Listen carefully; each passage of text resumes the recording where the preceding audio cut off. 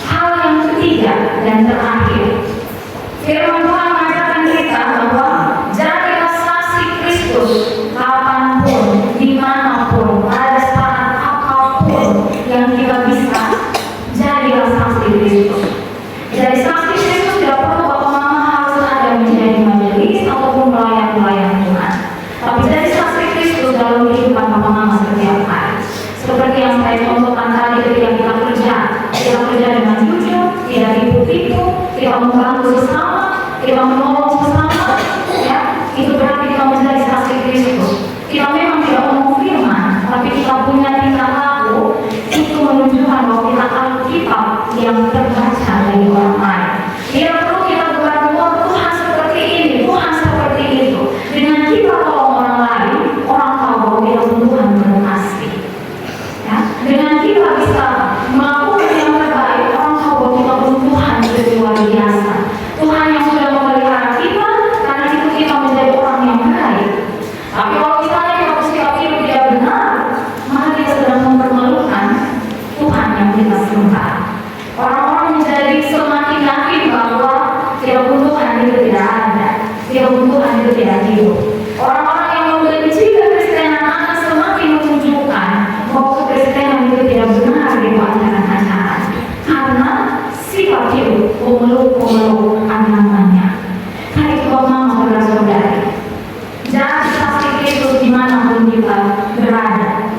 Di firman Tuhan ini kita diingatkan bahwa jangan tafsir Alkitab kaki kita punya kemampuan diri sendiri, ya. Jangan juga pakai Alkitab untuk kita punya keinginan diri sendiri atau untuk mendapatkan keuntungan diri sendiri. Ada orang yang suka ancam-ancam pakai firman Tuhan, stop sudah, ya. Suami karena mau supaya istri tunduk, dia pakai Alkitab bilang, hai istri, tunduklah kepada suamimu, ya, supaya anak-anak mau menghormati orang tua bilang, hormati orang tuamu supaya lanjut umurmu. Ya, kita pakai kita punya pengertian yang dangkal untuk bisa kita gunakan sesuai keinginan kita. Padahal di firman Tuhan ini bilang, firman Tuhan ini ditulis karena dituntun oleh Roh Kudus, bukan oleh keinginan penulis-penulisnya.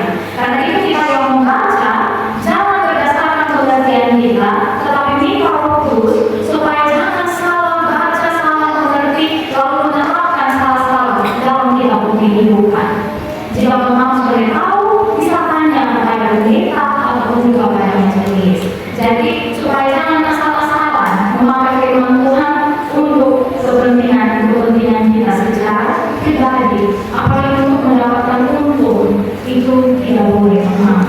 Dan itu saudara-saudara yang terkasih, hari ini firman Tuhan benar-benar mengajarkan kita untuk supaya sebentar bahkan seterusnya kita pulang, kita bisa mendengar dan mencari pelaku-pelaku firman Tuhan dalam kehidupan kita. Tiga hal ini kita catat baik-baik, kita bawa ini sebagai perenungan itu siang dan malam, terlebih lagi dilakukan gitu, supaya memang benar-benar kita beriman kepada Tuhan.